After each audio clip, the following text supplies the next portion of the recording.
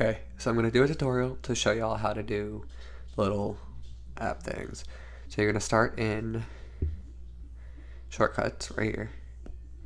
You're going to click the plus at the top right, press add action, and then this little X that says scripting, you click that. You're going to want to press the first one that says open app, and then you're going to press choose. So we are going to be doing iMovie, so we're going to type search, look for iMovie, click that, and now you have that. So now what you want to do is press next. You're going to name it iMovie, which I think is lowercase I actually. And then you're going to press done. It's going to save it right here at the top left. Press the three dots again, and you're going to press add to home screen.